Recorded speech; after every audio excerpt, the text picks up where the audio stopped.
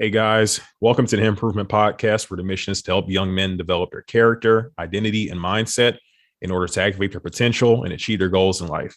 So, on today's episode, we have on another special guest. His name is Jason McCleery, and he is the host of the Epic Dad podcast. Thank you for coming to the show, Jason. Hey, Kamani, thanks a lot for having me on. I greatly appreciate it. Honored to be here. Yeah, my pleasure. I'm really looking forward to our conversation today. And Yeah, me so, too. just to give the listeners a little bit more background information about you, could you tell them more about what you do? Yeah, certainly. First and foremost, sorry, putting the dog out. First and foremost, I'm a father of three kids and a husband. I've been married for going on 17 years now. So, yeah, that's my number one thing in life is being a family man and parent. But on top of that, like you mentioned, I host the Epic Dad podcast, which is a podcast dedicated to help dads become better husbands, fathers, and all around epic human beings. And I also coach dads on the same kind of things, helping them to bring out the best selves, bring out their best selves as far as it comes to their marriage and their personal development. So yeah, that's the long and the short of it. Hey, it's definitely needed, I would say, in society today. And to add some context to this next question I'm about to ask you, I'll kind of give you an idea of why I got into my space. And so, these were things that, well, for most of the stuff that I talk about on the show, these were things that I struggled with and needed a lot of help with and had to learn the hard way. And so seeing the importance of going through these lessons, developing character, identity, and mindset, that was what motivated me to not only learn the stuff, but then to share the knowledge that I was gaining with Yeah. other people to save them some of those hard knocks, I guess you can say. And so my question for you is, what would you say it was about your journey being a dad, or just maybe your own personal development, that led you to take that route to do this sort of work? Yeah, that's a good question. I worked in corporate America, kind of the cubicle jockey for 15 plus years. And every day be kind, as we record this, tomorrow's Groundhog's Day. And so, every day kind of became Groundhog's Day, whereas, I'd wake up in the morning and drive like an hour to work and do work that I wasn't really fulfilled with, and then drive another hour back home. And by the time I got home, I was exhausted, and, I'd have to make dinner and get the kids ready for bed. Wouldn't really have time for my wife and those kind of things, and then fall asleep and just do it all back over again the next day. And it really got me thinking, how can I be a little bit more intentional with my life? And how can I, you know, dedicate something that's going to be a little bit more fulfilling, plus show my kids that there is another way than necessarily just working for, the corporate America and doing your 9 to 5 and working to get paid, or living to get to work instead of, working to live, kind of thing. And so I started looking at ways to be, like I said, a lot more intentional with my parenting, with my marriage for sure. And then also with just my own personal development, and how can I become the best version of myself. A lot of that started with my health journey. I was, not super overweight, but definitely had a few extra pounds, the dad bod plus, as I usually called it. And then, I took that journey, that becoming, more healthy and creating these habits and these intentions, and pulled that all into the rest of my life and the identity that I created for myself, as far as, what I wanted to be as a father and as a husband, and just as a person to show up in the world as it is right now. So I'm sure a lot of people can relate to that story that you told, even myself, where that was one of the major factors that led to me looking for something else to do outside of work. Yeah. Because for 22 years, my parents were telling me, hey, go to school, Yeah. make good Yeah. grades, get into a good college, get your degree so you can get a good job, house, family, and then do that same job for the next 30 years and retire. Yeah. And I mean, it pays the bills, but, from doing the work, just in like the first 3 months, I realized that I wasn't going to gain fulfillment from the corporate job that I was doing. Company is great, people are great and everything, but as far as the work itself, honestly, I don't think anybody can tell me that they're passionate about making spreadsheets and that sort of thing, and like reporting financials and all that. So I guess it was really probably too much to expect, but it was really just my own ignorance of how life works that led to me having that expectation, and then probably coming from a scarcity mindset too, with that Yeah. influence from my parents, because Yeah. neither of them were professionals coming out, and especially my dad had a lot of struggles when it came to different careers, and so not having that stability was something that made me think that's the way, that's like the pinnacle of life, I guess you could say, Yeah. for a normal person like me, quote unquote, to have a steady paying job with a retirement and a pension, that sort of thing. And so I can definitely relate to that. And something else that also popped into my head whenever you're talking about the identity portion, which is something I can see affected me in this whole process, is the way that you see yourself and how we would tie like our career and that status that comes from your career into that identity that you build for yourself, how you place yourself into the world. And that can make it pretty tough, especially whenever you start doing this inner work and you start to maybe get some negative pushback from other people. And so one thing I like Yeah. to ask you is, what was that process like for you? What are some lessons that really stand out to you that came from that process? Yeah, for me, I got to thinking about like, I don't know if I ever, up into the, I don't know, maybe 5 years ago, I never even thought about what I could change as far as my identity goes, right? It's just like, oh, that's who I am. It's must be, it is. I was the first of my immediate family to graduate college. So I was kind of the same way. I thought I'll go into corporate America. I'll be a steady job. Both my parents had, they worked in the same position, not the same position, same company, for 40 plus years. And, so they had that stability. But for me, as I was in there, I'm like, this isn't me, but I feel very out of my skin in this environment. And so the whole idea of creating my identity was something that was very foreign to me until, like I said, about 5 or 6 years ago. And I started looking into like Tony Robbins and all these self-development kind of, books and podcasts and those kind of things. And so I just started thinking, what would it be like if I wanted to create a identity? Like, what does that identity look like?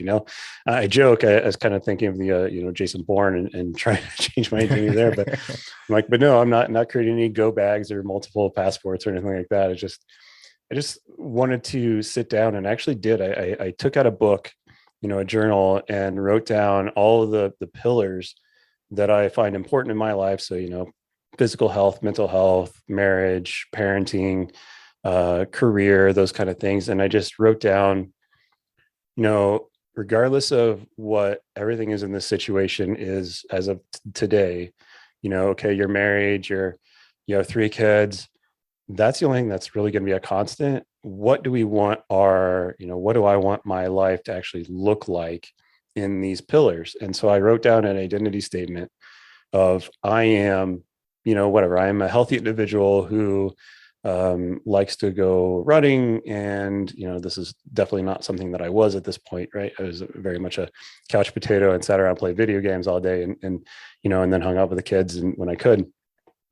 But, I there was a part of me that looked at what I considered my identity in the past and was like, well, I can't do that because I've always done this.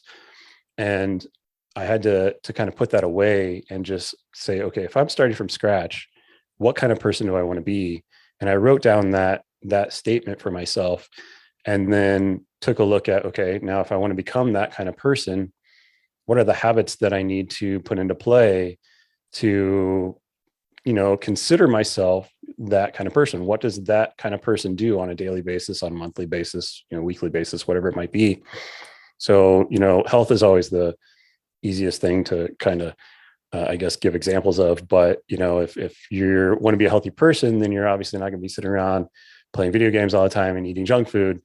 There's, an exercise kind of habit that you need to build, and eating healthy foods, habit that you need to build. And so just creating that for each of my kind of pillars of life, as I say, and putting those habits into place has really turned around a lot of, all the things that I thought either I thought were important to me and weren't, or I thought were holding me back and weren't really holding me back. It was all like a mental game, right?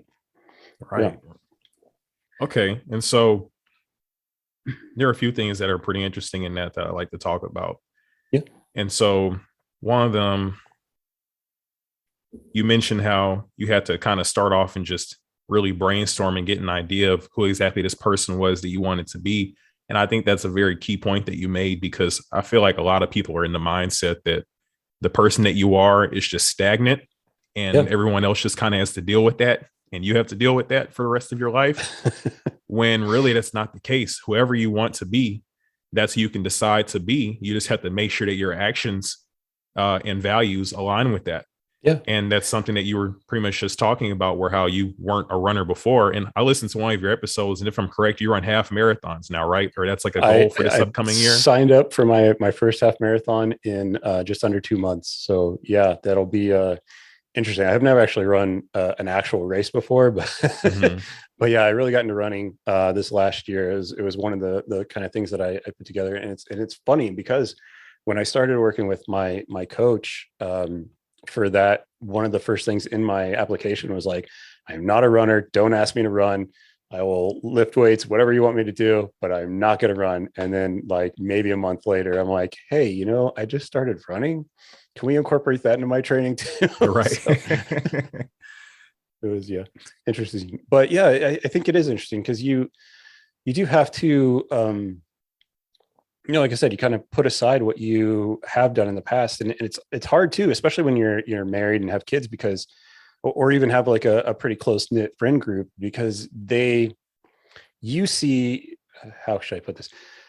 You have a way that you think they see you, and if you try to change that, you may have this kind of fear that, okay, if I change who they think I am, is that going to push them away? I mean, especially if you're talking a spouse or something like that, right?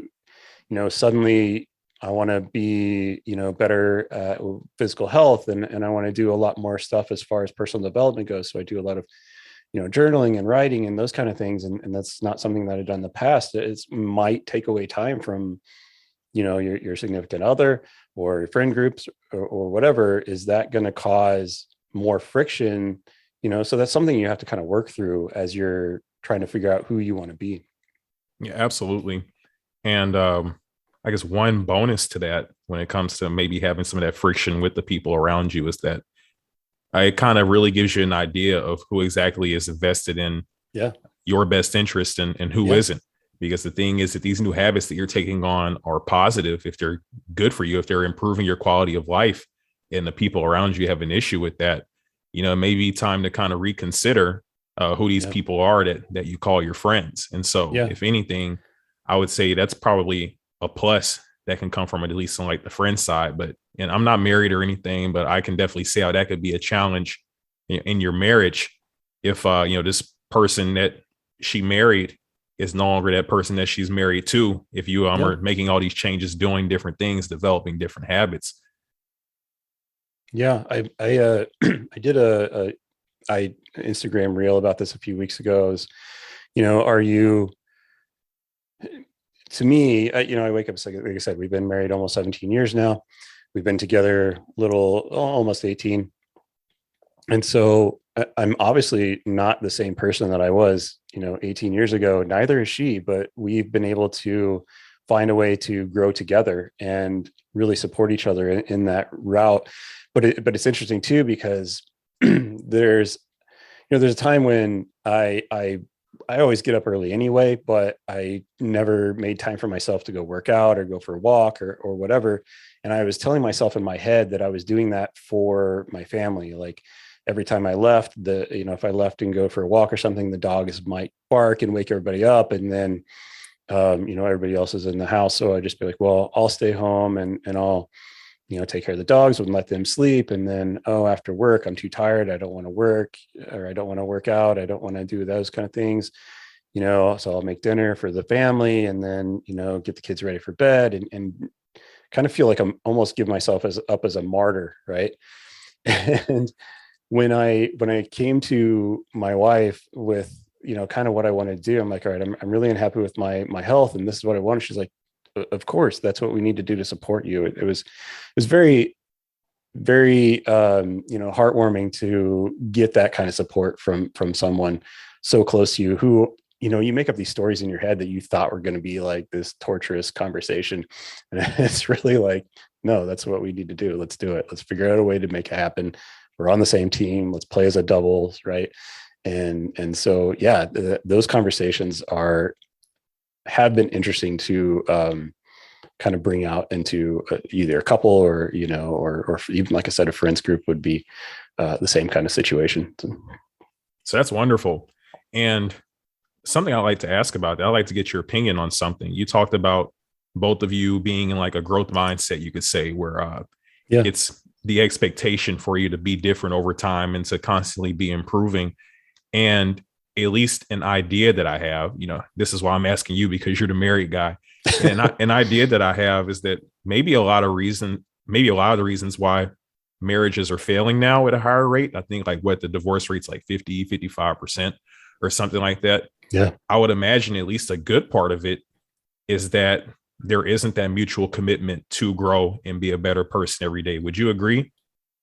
Yeah, I think that's definitely part of it. I think I was just having this conversation the other day, is like not only that, but I think the communications, when you first get married, I kind of liken it to, you have a different language. You're still, you're both speaking the same language, hopefully, but you have this, different way of communicating. And yeah, you're kind of learning each other's language every day and how everything changes. But yeah, I think if you don't have a partner I should say, if you're in the mindset that you want to grow and your partner's not in that mindset, I think it would be very difficult to have a really meaningful relationship in that way. And I think, I'm one, my parents been married for, they'll celebrate the 50th anniversary this year. My wife's parents have been married for 46, I believe it is. So, we were both kind of raised in that communication was really important, to kind of over work over the problems and those kind of things, and grow together, like I said. But if one isn't willing to grow, I think that does cause a lot of friction. And, the one who is willing to grow is kind of set at a point of, well, I'm going to do these things. I'd love for you to come along, but I'm just going to go without you if not. And I hate to say that because I'm very much a proponent of making things work, but I think there is a point where there is something that can't, the values are not aligned in that situation. It's interesting because, and I don't know if this is like a more modern thing, but it seems like there really isn't just as much incentive for people to really have their growth mindset. And what I mean by that is this: it seems as though a lot of people look at like marriage or relationships as like very transactional, or maybe I'll say at potential partners or their partner is interchangeable. Yeah. And it seems like a lot of people are very self-serving when it comes to, how they move about getting into a relationship and then how they interact once they're in it. And so it seems like what a lot of people will do is, instead of staying in it and being committed and developing that type of connection to where you would want to grow for the sake of your partner, to be able to help them and to have a better connection, it seems like a lot of people just think that they're better off just leaving that person and going to find somebody else as if it's going to get better. And Yeah. what I would assume is that, if you're not willing to give or compromise, and if you don't have any actual commitment to a person, if you don't see any sort of unique value in them that makes you want to ride with them for the long run, I would imagine that no relationship would work for you. Is that something that you would agree with, or what is your take on that? Yeah, absolutely. I mean, I don't think love is enough for marriage, right? It's essential, but it's not enough. It's a lot of work to put in to say, I tell my wife this occasionally, like I choose her every day. Like I choose to be with her every day. And could I leave? I guess probably, right? Technically, yes, there's always that choice to leave. But every day, any problem that can come across, I am committed to working with her to fix whatever issue is going on, or whatever it might be. So I think if you're not willing to make a change yourself, or to kind of make those compromises, like you said, it, there does seem to be a lack of that compromise ability. Like, I want what I want, and that's all there is to it. I'm in a lot of dad groups on Facebook and stuff like that, and it kills me every time I jump in there, just to see, like, one guy will mention, hey, I'm having this particular problem, and the immediate response is, just leave her, man, just leave her, it's not worth it. And I'm like, you obviously saw something in her to marry her, and at least say you wanted to spend the rest of your life with her. Isn't it worth taking a little bit of extra time, a little bit of extra work to build this relationship? Because I can tell you, man, like I said, almost 18 years, there is no one in this world that I'd rather be next to. And I know that anytime that an issue comes up, we're on the same team. We're going to have each other's backs. We're going to stand side by side.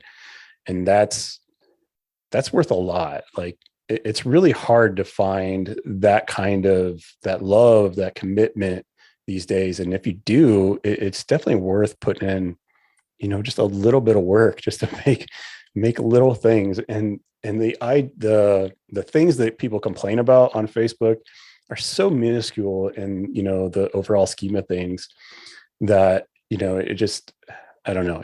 For me, it's very difficult to hear those complaints and then just be like, okay, I can definitely see. Did you have a conversation with her? Well, no. There you go. Step one. So.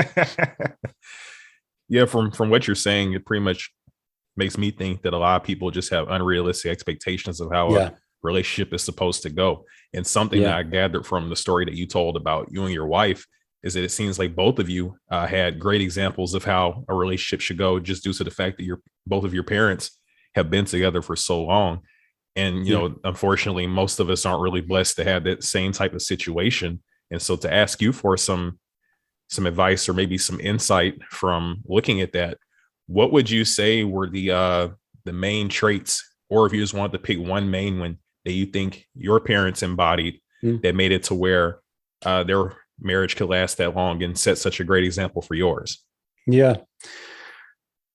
Well, I think there's a few things that I learned from my parents. And I did an episode of my podcast several weeks, probably a couple of months ago now, about what I learned from my dad. And one of those biggest things that I've learned from him was, how to show love without actually saying the words. Because he didn't say "I love you" a lot to me, or at least I can't remember those words exactly, but I knew, like, by the actions that he did, the things that he, said to other people outside of the family. I knew he did. And he did the same with my mom as well. He was always very affectionate with her. There wasn't a lot of, like, kind of teasing at her expense, those kind of things, right? It was very much a supportive relationship, and still is. And I think that's the biggest part of that. And then just always being there. And I know they say that, never go to bed angry. I have not necessarily found that to be the case, because sometimes you're just tired and it just makes it a lot worse if you keep going. But yeah, I think those are the biggest things. What I've learned outside of my parents is kind of the idea of radical generosity. I don't think marriage or almost any relationship really should be a kind of 50-50 thing. I'm always looking for some small way to just go above and beyond. I'll randomly show up with flowers, or, bring her coffee in the morning, or something along those lines. And the same kind of thing with her. She'll, set out my clothes sometimes if she knows there's a big event going on, because I do not like to dress myself. I'm not a fashionable person. But, there's just the little things that just show that you're thinking of them, that they care, all those little things like that. So from what it sounds like, just having like a servant mindset, looking for ways that you can serve other people instead of necessarily always focusing on what they can do for you. It seems as though it makes it to where it could even put other people in that type of mindset when they see you taking on that sort of energy. And it makes it to where things are just better all around whenever we're looking to serve and say, what can I do to brighten Yeah. this person's day or to make this person feel better? What would be considerate in this moment, for to their feelings? It seems like taking that type of approach makes it to where everybody kind of gets on board and gives the people within the house what they need.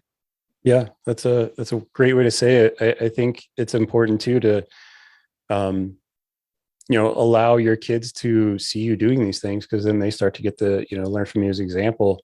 Same with if you grew up seeing that your dad was always, doting on your mom, and same thing, they were serving each other and serving the family, then obviously you're going to try and bring that to the world as well. And not just relationships, but like your work and your just interacting with everyday, the guy at the grocery store or whatever. I think all these little things that you are kind of mirroring and um, modeling for your children will easily spread out into the rest of the world if you're just kind of bringing your values to them, and showing what you're doing rather than just telling them, what those values are. So leading by example too. I Yeah. love that, because one thing that I feel like is a really big issue for a lot of parents is expecting more of their kids than what they're actually doing. Yeah. Yeah. That's rough too. I mean, we definitely want, your kids to have a better life than you. Even if you had a great life, you want them to keep growing. And it is, it's also difficult to say, I made this mistake. I'm going to tell you how to not make that mistake. And then they just kind of ignore you anyway and say, all right, old man, I can deal with this. But it is, they do get it. I think, I mean, looking back at when I was a kid, I definitely understood the values that my family had. And even though they weren't necessarily spoken about, like how to be a good neighbor. My dad was always, fixing the neighbor's lawnmower or offering to cut the grass or whatever, right? Just trying to be helpful to people. And so I've tried to, instill that upon my kids as well, not just within, being a servant to, the greater community, but also within the household as well. And like, even putting your dishes away is doing something to serve the family. So, just those little things that you're trying to model for them. All right. And one question I have to follow up is I'm assuming that you've kind of developed an eye for these sorts of things. Or I mean, I guess I'll ask and see if this is something that you noticed. But from seeing what your experience was like growing up, and then also seeing the development of your kids as they're getting older and older, would you say that there's some glaring differences you can see in other children where they might not have the same type of positive influences in their household? If so, what would you say some of those things are that you've noticed? Yeah, that's a good question. I think all parents have different styles of parenting, which, is I guess good and bad, right? Like, Mm-hmm. obviously I don't necessarily want to say my way is the best way. It's the best way for our family, I think, but maybe it doesn't work for others. Um, I think I do think all our kids are a little bit more sheltered now than they used to be. I mean, I remember when I was a kid, we would just ride around town, and whoever's house had the most bikes in front of it, that's where we stop and play, right? And I grew up in a very small town, so that's one thing. But and now kids, and I see this because my oldest is 15, and I kind of see this in her, that she'll gravitate toward people that are sort of like her, like, not, I'm not talking about like diversity, but like a way of thinking, right? The psychos analysis of people, or whatever you want to call it. um you know and so they don't necessarily have the same conversations about different types of experiences with some. So my hope is that I can kind of lead her into creating those spaces for those conversations, rather than you know waiting for them to happen, which I think is starting to happen. But yeah, I think that's one of the things that we're kind of missing. We are, it's very weird. We are the most connected, electronically, globally, whatever, but everybody seems to be more moving into their own ways and beliefs than we've ever been in the past. They seek out the same political spectrum, the same, ideologies or whatever, instead of trying to gather those different perspectives from all parts of life. And I think that's really missing right now. That's interesting. I've actually never thought about it that way before, because I guess going down the same line of thought, if you go back to like, let's say like the 60s or the 70s, something like that, you're pretty much having to just deal with whoever is around you. But Yeah. now you can always find some way to get around people that are like-minded and can put you in an echo chamber to only be around ideas that you agree with. But let's say back in the day, you pretty much have to deal with people actually talk to their neighbors back in the day. So you had to deal with that neighbor that had different political views. Yeah, exactly. People in the office, they probably didn't mind sharing their political views back then, as opposed to maybe now where that could be, something a little bit more challenging. Yeah. As far as different groups that you might join or different activities that you might go to. It's bound to have a more diverse group of people just because it's not nearly as vetted as things are today, where you could say for the most part, most people are only hanging out with people who have similar political views, probably similar skin color too, that sort of thing. And so that is something that's pretty interesting to think about. And I think that's definitely to the detriment of the development of people socially, at least, because it seems like a lot of people don't really have the ability to be able to, I guess, cope with that or deal with somebody not aligning with them, because people get very aggressive verbally and sometimes even physically over that type of stuff. And you can see just on Facebook and all that, the arguments that'll pop up on there. Yeah, I think things like Facebook and a lot of social media has made that a lot more, prevalent. But like you said, if you're in the community, generally speaking, you can have those conversations. Generally speaking, obviously, to me, like I said, I grew up in a very small town. It was 3,000 people, cornfields all around. The next, the closest movie theater was 45 minutes away. So, we were kind of forced to be in this. I had 60 people in my graduating class, and while it was very homogenous as far as ethnic diversity goes, there was a good mix of ideologies, at least within that I got a lot of, that I could take to, when I went to college and finally got around a lot more of a ethnically diverse people. I could bring a lot of those ideologies in and gain from gain from him, gain from her, gain all these different knowledges and pieces that fit. And, I think I wasn't searching out, well, who already thinks like me, who's already pushing my feed of the same stuff that I agree with, I like, and all that kind of stuff. It was just more of a, let's have this interesting conversation and see what goes on. And I'll say one benefit to how things are now is that for the ones that are aware, that they might be biased to only be around the same type of people, with how interconnected everything is now, it gives you the opportunity to be able to combat that. I would say in a much easier manner than maybe there was in the past, because, I know something that I intentionally do is go seek out different groups that I can join to get around different types of people to kind of broaden my perspective, I guess you could say, as far as what I'm familiar with, and then also hear opinions that might be different from mine. Because one thing I'll say, and it kind of goes back to the identity thing, this is at least a take that I have on it. I've tried to make it a point to align myself more with values instead of like ideas or groups. Yeah.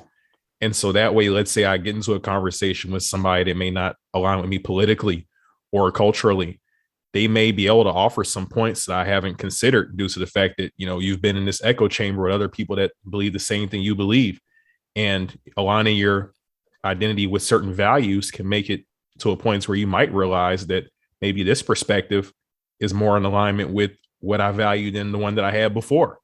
And so I would think that it's an extremely valuable experience, to be able to have that opportunity to be around people that may not agree with you and can offer a different, I guess you say, a different perspective on things. Yeah. Yeah. I think that's a great idea. The unfortunate thing is you have to actually, intentionally do that. Right. I think because Mm-hmm. you're sitting on Facebook, you like something, and all of a sudden everything that has to do with that ideology is put in your feed, and then, everything else is kind of blocked out. But if you're intentionally going out and seeking to gain a different perspective, and, everybody has almost like a different reality, right? Because they have different experiences, different ways of they grew up, different, things that have happened to them throughout their life, and so those kind of color those thoughts and those identities, and you know everything that they kind of beliefs, if you will. And so, yeah, if you're going out and intentionally kind of bringing those opportunities into your view, I think it's very healthy thing to do. And so, speaking of different ideologies and such, I don't know what your personal values are, or what you try and pass upon your kids in your house. But one question I'd like to ask is, have you ever been put in a spot where you were like maybe something that you were teaching your kids, or maybe some type of like cultural or like maybe even religious thing that was the standard in your home was challenged by somebody on the outside and your kids came home with Mm. that? That's actually a good question. I think we've always been pretty open with everything. My whole family, at least the nucleus of the five of us in the house, have tried to be as open-minded and open to new experiences and new ways of thinking as possible. I can't think of anything that's really like thrown us to, you know, this is completely against anything we believe or anything like that. I don't, I think the only thing that could really do that is if someone's coming from an angle of hate. If there's any thought or belief that somebody were to try and bring into our family that came from hate for one person or another or a group or whatever, I think that would be the most challenging thing for us.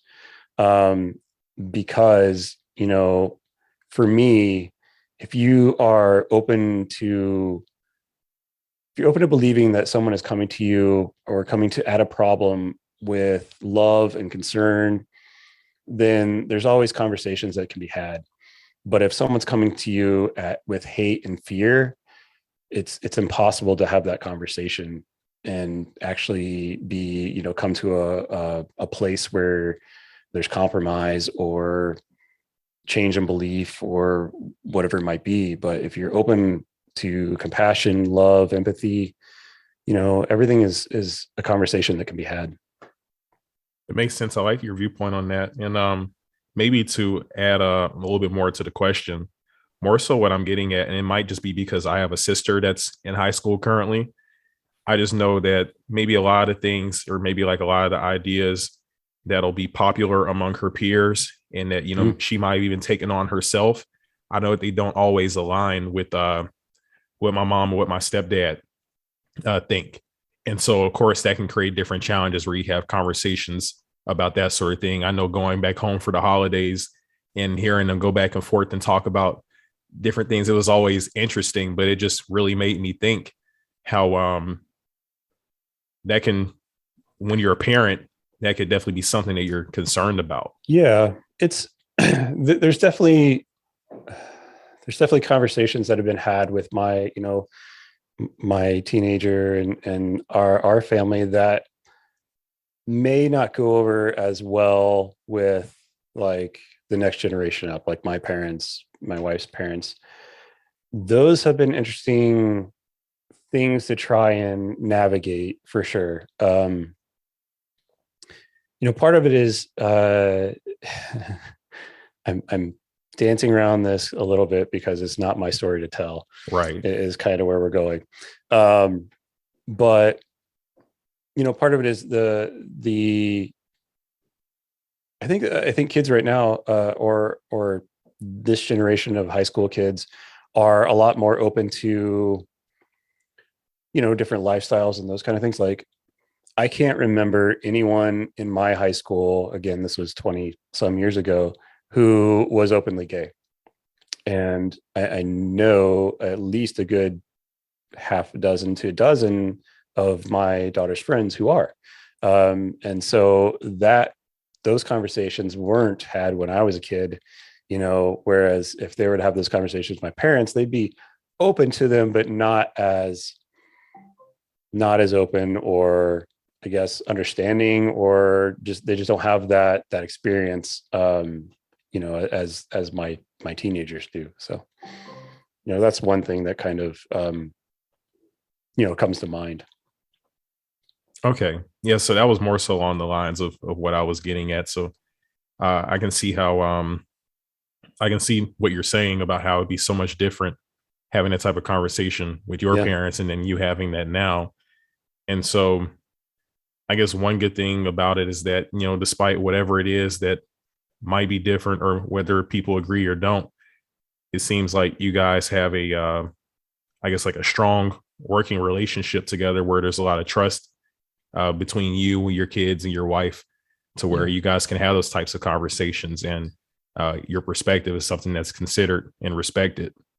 Yeah, I hope so. I mean, I hope to be that kind of dad that, they can come to no matter what issues are going on. I hope my daughter and well, both my daughters and my son will eventually, when they get into, bad situations, maybe they're at a party drinking or something, that they know that they can call me and come save them, if you will. um, and not fear me. I don't want them to fear me. I want them to know that I love them, and no matter what happens, there will always be love there. And maybe you make bad decisions, but that doesn't mean I don't love you, and that doesn't mean I'm not going to be there to support you and be there to catch you if something were to happen. So yeah, I hope to be that kind of dad. Yeah, I mean that's great, and I mean you have to aspire for it, for it to even be possible to be Yeah. that sort of dad. It seems like that's what you're doing just through the content you're making and the identity work and the direction that you've taken. Yeah. Appreciate that. And so I guess one last question I'll ask you, as far as like, the topic at hand is for the people listening that are fathers now or plan to be fathers in the future, what would you say is one tip that they should take away that can give them the best chance at being the best father possible? Yeah. um Patience is big. Yeah, I think the biggest thing that I can give as far as advice to dads is just be there, let them know that you're there, make sure that they know that you love them, that you trust them. I think the one thing that I see out there that kind of makes my stomach turn a little bit is when, the dads are like, well, when a guy comes over to, date my daughter or whatever, I'm gonna be really, you know, tell him, whatever you do to her, I'm gonna do to you, and those kind of things. And like, for me, that just doesn't show respect for your daughter and her choices. And so it's things like that. Just, respect is a big one. Just letting them know you're there. Um, and you're going to mess up, and that's okay. And as long as you don't, for me, I don't want my kids to think I'm perfect. Like, I want them to see my fallacies and that I'm trying to become better, for a couple of reasons. One, I want them to know that I'm human, and they can talk to me about whatever. And then two, if they think I'm perfect, and up sometime in the future they mess up, they think, well, my dad was perfect, what's wrong with me? And so I never want them to think that. I want them to know that nobody's perfect, and we're all doing our best with the knowledge that we have and the circumstances that we're given. So yeah, that's just it. Just patience and love. Yeah. Hey, I love it. And one thing you said that I kind of laughed at a little bit, where you said the dad say, whatever you do to her, I'm going to do to you. I was thinking, man, that's pretty intense. but Yeah. but anyway, the other part that you mentioned about not being afraid to like to make mistakes and not feeling the need to be perfect. I feel like that's I feel like that's so important because part of just being a mature adult is being able to acknowledge when you're wrong. And Yeah. there are always going to be times where, you might make a decision that you might regret later down the road, and having that maturity, the ability to be able to communicate that to your kids, I feel like that's extremely valuable. And so I respect that. Yeah. Yeah. I think it's, like I said, nobody's perfect. I think you want to teach failure too. Like for me, if the only way you learn is through failures, right? You're never gonna, well, I should say you learn more through failures than you do from your successes, because you learn how not to do it. So for me, I'm trying to learn from, my parents' perceived failures just so I can create my own failures for my kids and they can create their own, and kind of perpetuate the cycle, if you will. But yeah, just yeah, let them know you're human. All right. And so that pretty much wraps it up. And so for anybody that want to find you or find your content, where should they go?